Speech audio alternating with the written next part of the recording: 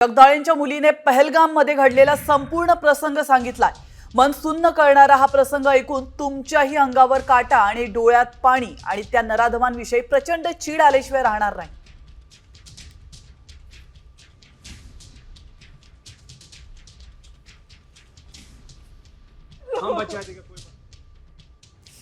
तर आपण पाहतोय जगदाळेंच्या मुलीने पहलगाममध्ये नेमकं काय काय घडलेलं आहे, सगळी आपबीती सांगितलेली आहे।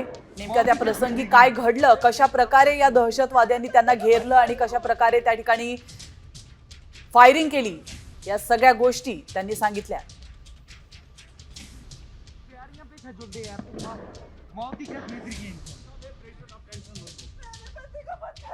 त्यांनी जेव्हा फायर केलं ना शेजारच्या टेंट मधल्या मागच्या माणसाला, तेव्हा आम्हाला कळलं की हे काहीतरी गडबड आहे। तर तेव्हा माझ्या वडिलांना पकडलं आणि म्हटलं पप्पा मला भीती वाटते, मला मरायचं नाहीये ते, कारण ते ओपन फायर करत होते।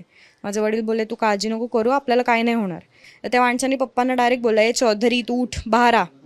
त्यांनी टेंटच्या मागून त्यांना बाहेर काढलं मोकळ्या मैदानात आणि त्याला बोलले की तुम लोगों ने ना मोदी को सर पे चढ़ा के रखा है, तुम लोगों की वजह से। आणि ते बंदूक सारखं हलवत होता, तो असं घाबरवत होता आणि आम्हाला धाकधूक की आता हा काय करतो। आणि तू मुसलमान हो क्या असं विचारलं। त्याच्यावर माझ्या वडिलांनी काही प्रतिक्रिया नाही दिली। ते म्हणले बोल अजान बोल। तर माझे वडील बोलले आप जो बोलोगे मैं करता हूँ, आप कुछ भी बोलो।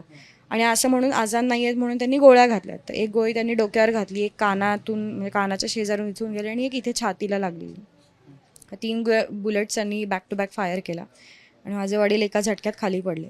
नंतर ते आमच्याकडे वळले तर माझ्या समोर जे गणबोटे काका होते ते झोपले होते पालथे, त्यांना इथून गोळी घातली, ती त्यांच्या डोळ्यातनं तर उठले नाही, तर त्याला उठला नाही म्हणून लाद घातली पहिले आणि मग नंतर मागून बुलेट घातली तर ती त्यांचा डोळा फुटला पूर्ण आणि नंतर पाठीवर आणि आणखी 2 ठिकाणी त्यांना बुलेट्स मारल्या।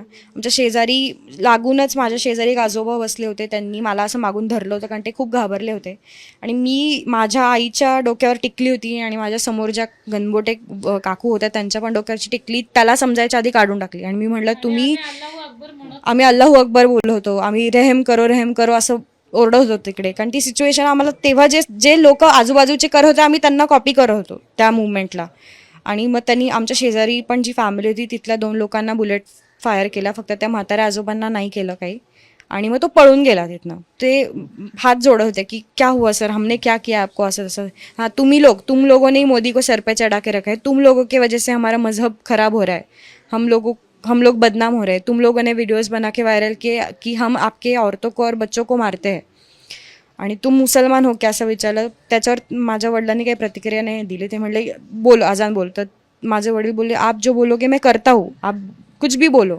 आणि असं म्हणून अजान नाही आहेत म्हणून त्यांनी गोळ्या घातल्या।